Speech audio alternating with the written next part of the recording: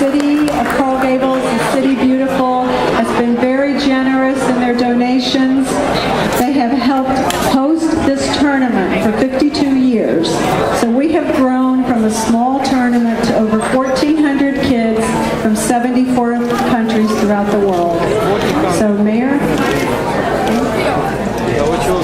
Well, welcome everybody to the great city of Coral Gables. I hope you all have time in and around the tournament to take a look at our city. Not only are we one of the top 5 most beautiful small towns in the United States, as decided by USA Today and Rand McNally, but we just got back last week from China, where we competed in the most livable small town contest in the world and took silver.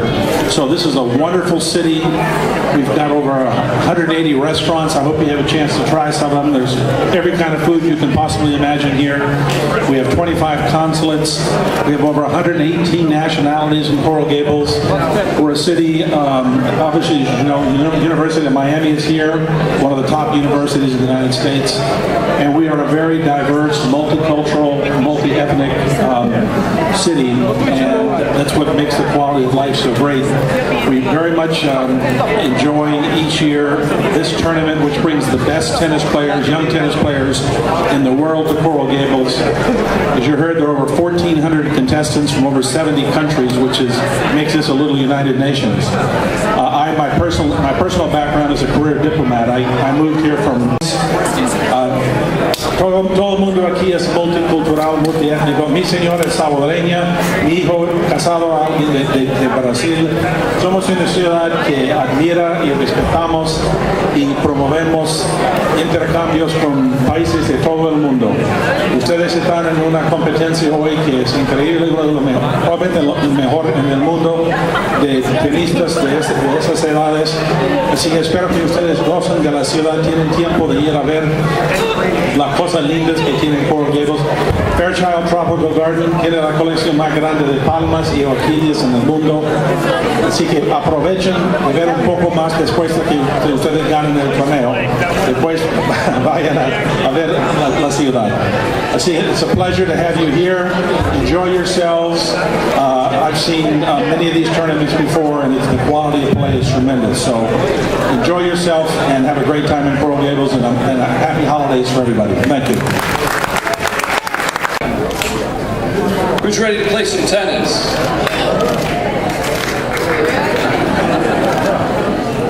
Will, tomorrow you'll be ready to play some tennis? Let's hope. So, unlike the mayor, I'm going to give this speech in just one language. So I apologize, but I want to welcome everybody to the Junior Orange Bowl, and congratulations, because all of you have achieved incredible things in the sport just to have the privilege to play here in Miami this week. Not only have you accomplished a lot to get here, you have very bright futures ahead of you. In tennis, there are great benefits to having a childhood. What I look back at and am most appreciative of, the discipline, the focus, the ability to problem solve, and the sportsmanship that I learned within the tennis court. More importantly, I think it's of high value and an incredible reward to live a life with a passion, to live a life with a dream. It makes our life happy. It sets the bar incredibly high for what we eventually do, because eventually you guys will do something other than play tennis. And it might be silly at your age, but once you're older and you have gray hair and it's going away, it's nice to still have something to do, and tennis can do that for you. It is a lifelong sport. I encourage you to enjoy this experience. Some of you will win. Some of you might actually hold the trophy like Andy Murray did all those years ago. Most of you will lose. Most of you will lose. But guess what? There's still an amazing experience to be had. When you travel, it's amazing how much you can learn about others. I spent 15 years playing professional tennis. I've seen every continent other in Antarctica. I've met people, I've worked with people from all different cultures, all different nations. And nothing has taught me more about other people than the opportunity to travel that I experienced throughout my career. And when you compete, this is what I love about competition. You learn a ton about yourself. Every time you walk on the court, you get to look within and find out, am I able to compete? Am I up to the test? Life is a game, and it's fun to play this game this way. I've learned amazing life lessons in tennis. I retired at age 34, which is almost 10 years ago now. And almost everything I learned on the court, I learned today. I teach tennis, so I teach a lot about the forehands and backhands and serves. But the other stuff, the life lessons I teach on the court all the time. First and foremost, effort. Always give your best. Second, attitude. You must stay positive. Eventually, your challenges will not be how well the guy's hitting his backhand cross-court against you, or how poorly you feel your serve is on the day. Eventually, your challenges will be, how do you cope? How do you raise your children? How do you deal with a boss that doesn't treat you kindly? And focus. Stay on the task and be proactive. I'm still learning about that proactive stuff. These are the traits that help me in my life, both on the court and in my house. Tennis taught me a load about so many things, but probably nothing more than how to deal with adversity. In 1996, I was in the semifinals of Wimbledon, and I was playing against a good friend of mine named Mal Washington. In fact, Mal was here speaking to this group last year. And Mal and I we both grew up in Michigan. We had an amazing life in tennis together. And we got to Wimbledon, and the escort opened the doors to center court. And there we were. We walked out on the court together. Two guys who grew up in a small state in the north of the U.S., and we lived 10 minutes from each other here in North Florida in Jacksonville. I had lunch with them the day before yesterday. So there we are. We walk out onto the court, and I find myself, after a day and a half of competition through rain delays and suspension due to darkness, I find myself staring across the net at one of my best friends, a friend in tennis, and I was ahead 5-1 in the fifth set. Do any of you have a dream about being able to serve for the match to make it to the finals of Wimbledon? I would imagine some of you do, even if you don't raise your hand. It was my dream. It was my dream. I was up 5-1. So I didn't get to serve for that match once. I got to serve for that match twice. And unfortunately, I didn't get to serve for it a third time. So what that day will stay in my mind forever. I walked off the court, and I couldn't wait to get back to the hotel room. I couldn't wait to cry. I couldn't wait to stick my head in the pillow and just stop and just give up. But I walked off the court, and at the doorway of center court, there's a stanza from a Rudyard Kipling poem named "If," and just this little stanza is written on the wall, and it says, "If you can meet with triumph and disaster, and treat those two imposters the same." Okay, so what does that mean? If you can have the opportunity to win and the risk of failing, and no matter what, treat them the same. Because you know what? It is not if you win and it is not if you lose. It is how you play the game. So I did go back into my room in the hotel. I did cry. I put my head in that pillow and I acted like a 12-year-old even though I was 26. Well, actually, I might have been a couple days short of my 26th birthday. In fact, I think the finals of Wimbledon was on my birthday. That was not a good birthday. I still had a dream to chase. I still had that passion. I woke up the next day, I met with my coach, and we devised a plan to tackle the next stage of my career. 3 years later, I was in the finals of the U.S. Open. I was up 2-1 against Andre Agassi and had a great chance to win that tournament. And most importantly, I didn't fail that day. Most importantly, I got the best out of myself at that moment. So when you play this tournament, as you spend the next several bits of your life chasing this dream of yours, you must remember the dream doesn't go away. So don't be over-affected by whether you win or whether you lose. Andy Murray won here several years ago. I never played here. I lived in this country. I never was good enough to play in the Junior Orange Bowl. You are all way ahead of me when I was 12 or when I was 14 years old. Keep the dream alive because you'll find it. You'll find it. And it might not be tennis, but there's something out there for you as long as you're willing to dream it. So first of all, I want to say good luck. And second, I think I'm supposed to answer questions if any of you have them. Thank you.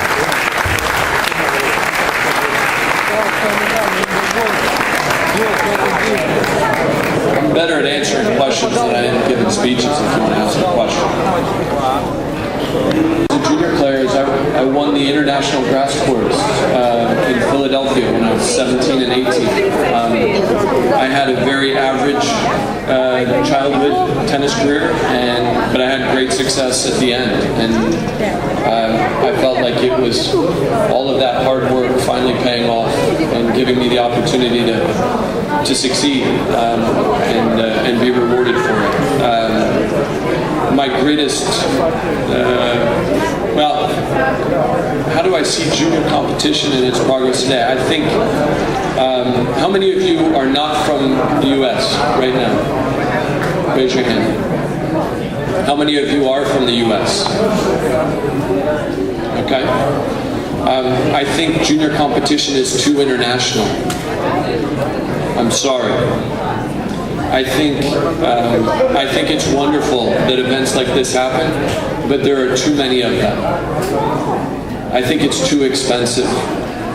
I think it's unfortunate that we can't get kids to play within their homes more often.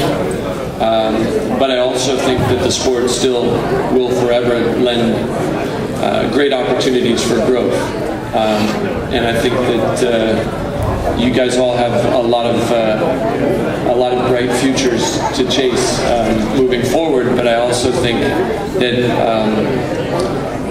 that coaches, parents, and children all have to manage expectations and make sure that they're developing the whole child, not just the tennis player. You had your hand up. You have to ask a question. Or even if you were scratching your head, you have to ask a question. Go ahead.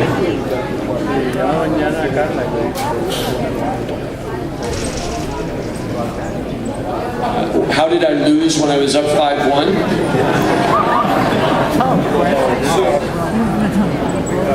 You see this? What is this? A water bottle, okay? Back in the dark ages in 1996, we didn't have these.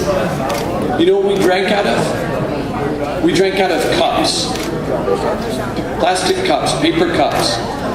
And so at 5-2, after I lost my serve at 5-1, I went over, filled my cup up, and I walked back and I sat down. And there I was, sitting ready to drink my water. And I was like this. I couldn't hold my water. I stopped drinking. I lost 9-7 in the fifth set. I didn't drink from 5-2 until the end of the match because I was that nervous. Because I let winning get in the way of playing. I was playing so well. It was the best I had ever played up to that point in time. And then I got worried about winning. I thought about what I was going to say in the press conference afterwards. I thought about what I was going to say to my friend Mal, who I was going to win, who I was going to be. I thought about who I was going to play in the finals and how I did against him the last time I played him. I thought about my parents, and they were there that year. I was like, wow, this is great. I'm going to be in the finals of Wimbledon in a year that they're here. You know, all of that. I thought about winning instead of playing.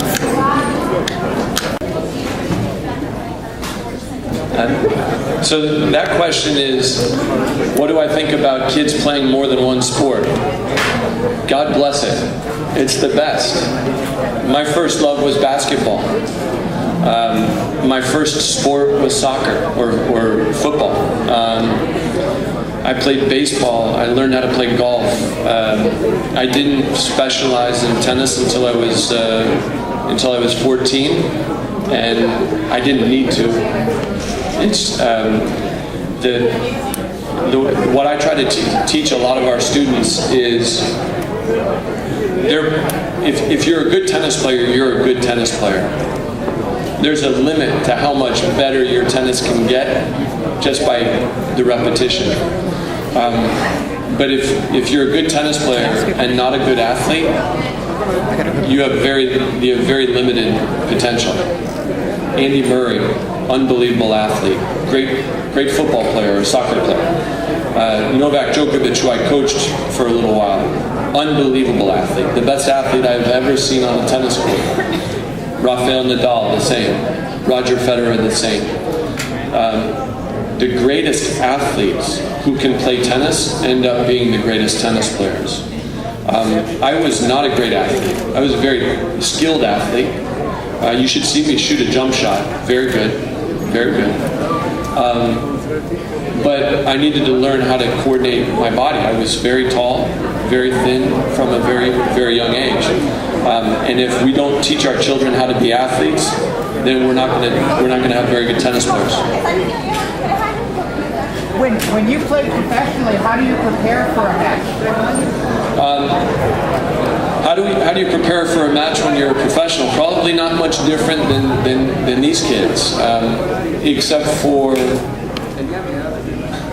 more organized, right? Your preparation is done in so many ways, right? One of you was with me last week training for this tournament. Well, didn't learn a whole lot new. Didn't get a whole lot better. Sorry about that. But your preparation has been for years, right? How long have you been playing tennis? That means that's part of your preparation. And then before your match, take a moment. Take a half an hour. Be in a quiet place. Put your electronics away, right? Get focused. You can even, if you're naughty, you can even get them to put their electronics away for longer. Okay? It's most important that you get prepared mentally to compete, and there's no better way to do that than to be quiet. Nico, did you have a question? You raised your hand. Okay.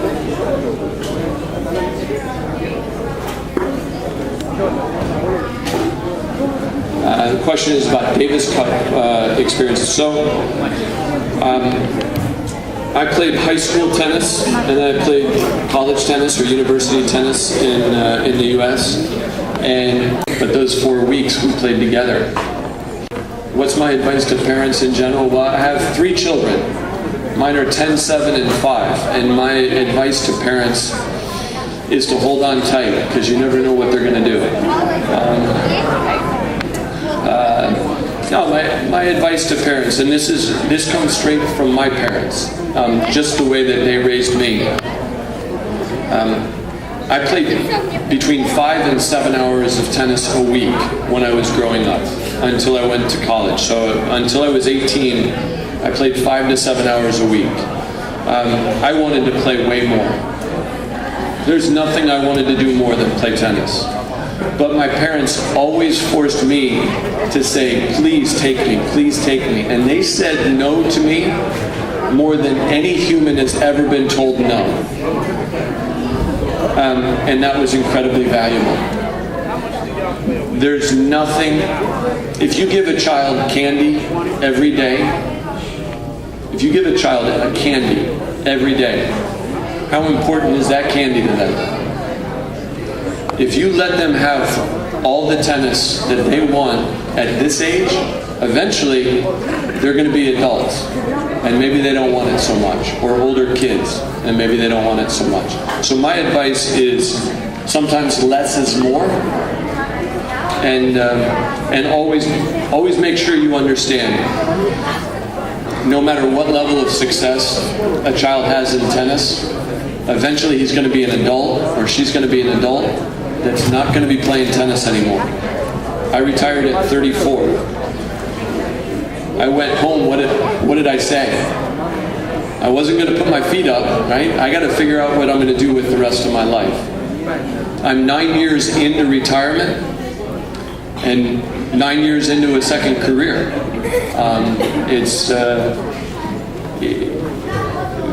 It is so much more important to raise good children than to raise good tennis players.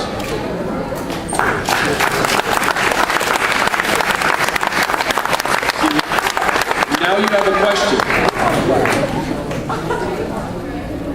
Why do I play the game?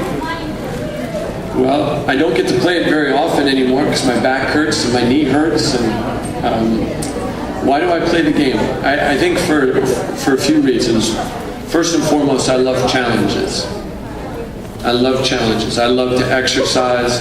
I love to fight. I don't look like a fighter, but I am. Just joking. I do like to compete, though. And I love solving puzzles. So if you and I were to go and play, I might try to hit it to your backhand, and that doesn't work. And then I might try to hit it to your forehand, and that doesn't work. Well, what's next? Well, I might play it high to your backhand. Well, maybe that starts to work, right?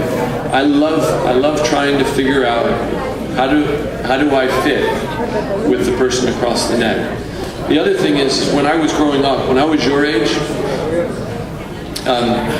somebody said earlier, imagine if you could possibly be the honorary chairman or chairwoman of the Orange Bowl. It's an amazing thought, right? Oh, I won the Orange Bowl. That means I'm important, but then also it probably means you won a Grand Slam. Okay? Amazing accomplishments in tennis, but when you come back down to it, there's not going to be a ton for you to enjoy when you are competing if you don't embrace those challenges. Okay? When I was young, I could have never imagined being up here. I could have never imagined. One, I never imagined being at the Orange Bowl because it wasn't good enough. But two, I would have never dreamt of speaking to a room this big. I was afraid of my shadow when I was growing up. I was timid, and the only place I had self-confidence was inside the tennis court. But pretty soon, I recognized that the confidence that I had inside that tennis court could go elsewhere. And I was better in the classroom. I was better with my friends. And, now I'm all right standing up in front of a bunch of 11, 12, 13, and 14-year-olds in a large room. And believe me, you guys are way more intimidating than your parents are. But what you like about tennis now will change. It will always change. You might like hitting the ball now. You might like figuring out the puzzle later. You might like competition. It'll always change. Always change. All right, tennis match going on at 2 o'clock in the morning, and it was really nice to feel like the spotlight was on us when we were playing late. The other thing is that I'm a bit of a night owl anyway. I do my best work after dinner. I would rather play all day long and then come home and do my business work from 9 o'clock until 2 o'clock. That's not a good trait to have, by the way. Okay, I'm not advocating that. Go ahead, Nico. Who is my idol? Well, I grew up watching players like Bjorn Borg, John McEnroe, Jimmy Connors, Yvonne Lendl, and Borg was the one that I liked the most out of that group, but I liked him for who he was. I liked him for the way he carried himself. But I didn't necessarily like the way he played the game. I loved the way that Connors played the game, but I didn't much like him. I had a lot of admiration for Lendl and his discipline, but he didn't seem very charismatic to me. And then John McEnroe was, the most talented person ever to hold a tennis racket. He was a blast to watch, but he was an idiot. So I said was.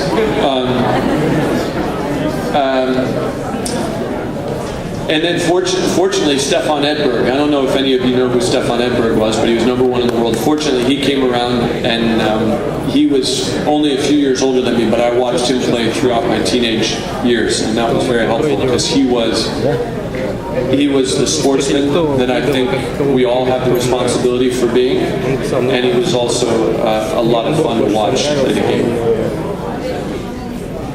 Мне нравится, как он вел себя на корте.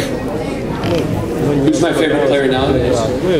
So it was really exciting to coach Novak Djokovic, but there was one problem.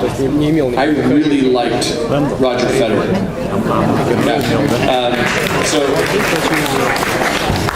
I got to play against Roger, and I know him fairly well from when we were playing. I don't think anybody has ever been a better representative of the sport than him.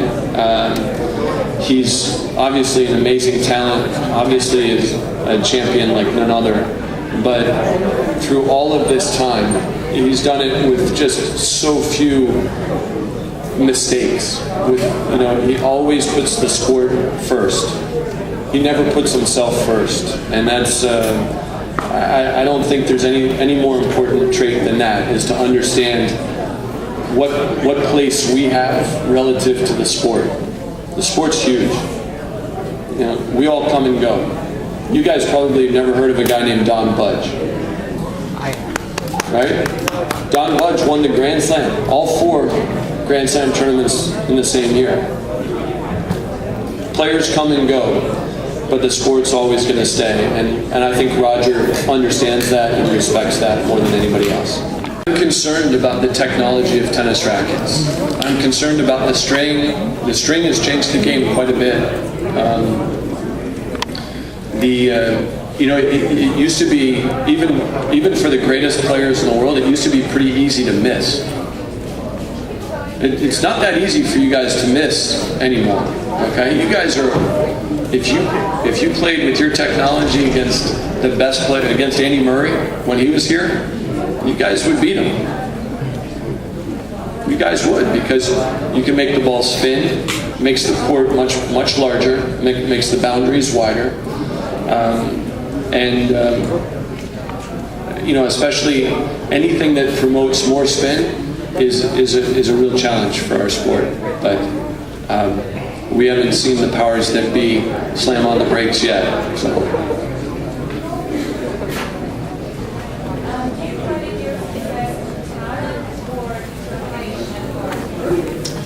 Well, I would say a little bit of talent, a lot of hard work and determination, and very good looks. Gotta laugh once in a while. No, I would say this. I would say certain physical talents.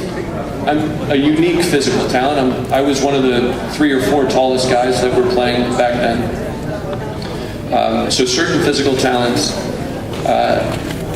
certain emotional and mental talents. I had an ability. I always had a great ability to focus. And most importantly to me, my tennis instruction was spectacular. If you only play 5 to 7 hours a week, every moment that you're on the court needs to really be productive. And from the time I was 10 until the time I was 18, there was never a missed opportunity to get better in that time. And so, and then beyond that, my coach's values system was the same as my parents. So I was learning, I was held accountable to the same standards at the tennis courts as I was at home. And all of that was incredibly beneficial.